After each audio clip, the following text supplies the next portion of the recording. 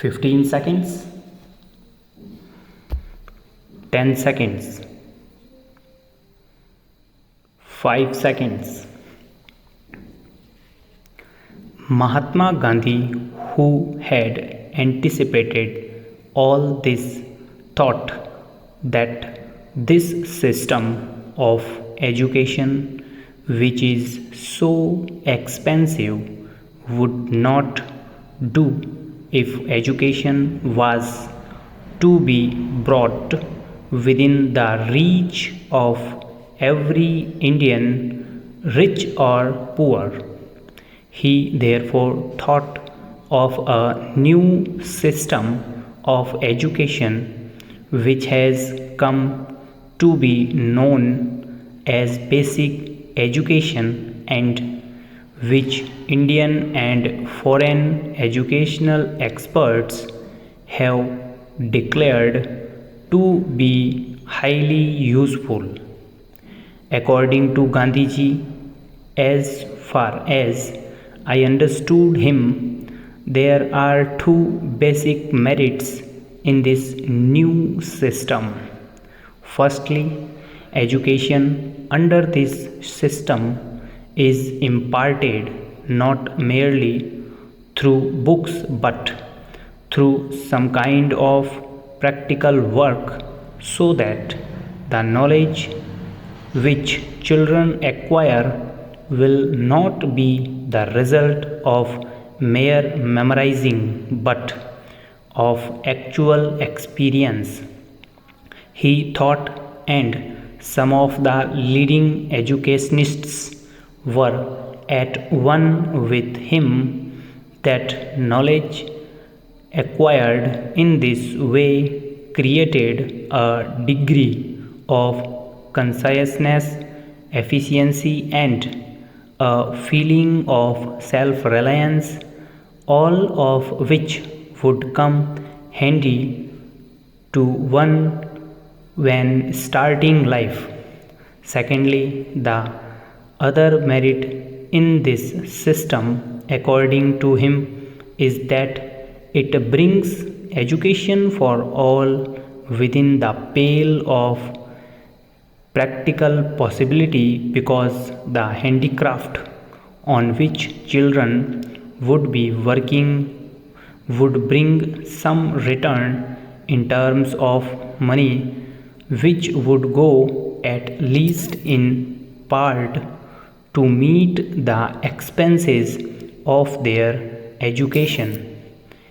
He was convinced that unless young scholars made this contribution towards their own education, universal education in India would never be possible. The result of all the discussions and experimentation in the field of education during the last 16 or 17 years is, in my opinion, the same that we arrived at in our discussions in the first conference held at Wardha. Educationists had admitted the utility of the new system but considered children's contribution towards their education as not only impossible but undesirable. Our experience, on the other hand, has demonstrated both the utility as well as the practicability of the system. My remarks are essentially with reference to primary and secondary education. Little has been done so far to apply this system to higher education. It is not, therefore, possible to say anything about it on the basis of experience.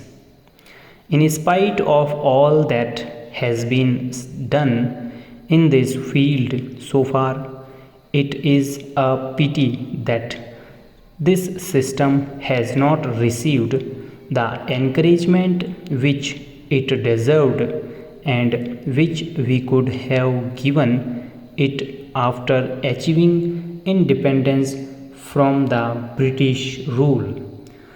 As far as I can say, the reason is that although the utility of the new system has been proved, our faith in the old system of education remains unshaken. That is also why most of those who are engaged in the work of education have not given much thought to the new system. All that we can say is that even today the new system has not gone beyond the experimental stage. Our government has not decided to popularize it as a part of its constructive program, let alone doing anything practical for it. I know that in the various conferences we have had so far, resolutions have been adopted in favor of it, and government agreed that the new system should be adopted, but actually it has not been done. Consequently, educational institutions of the old type are daily increasing, and whatever budgetary provision government makes under the head education is spent mainly on keeping the old system of education intact. Naturally, the new system has received little encouragement. My own view is that unless fundamental changes are made in the current system, the sad state of affairs that we see today will become sadder. The feeling of discontent among the educated and their utter dissatisfaction with life will continue to grow. I would therefore urge that all those concerned with the education of children, our educationists, universities, and the governing bodies of colleges and schools, education ministers, etc., should give not only theoretical consideration to this problem but do something practical to change the present system of education. Unless this is done, the problem would become more and more complicated.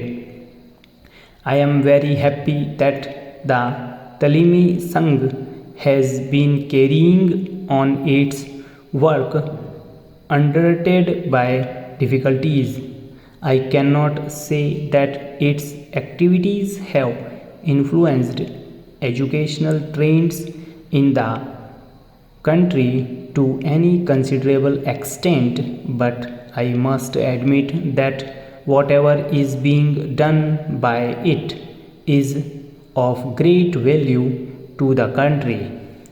Its usefulness would be realized when sooner or later, compelled by circumstances, we shall have to introduce fundamental changes in the system of obtaining today.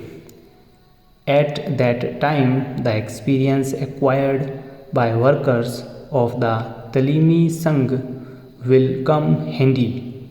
As I said earlier, our experiment in the sphere of primary and secondary education has been successful, and we can confidently recommend the new system to our countrymen at these two stages.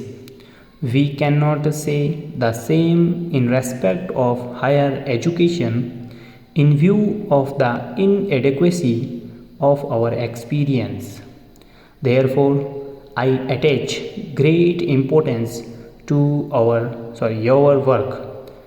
I hope the unfavorable atmosphere will not detract your workers and they would continue to do their job. Stop. Over.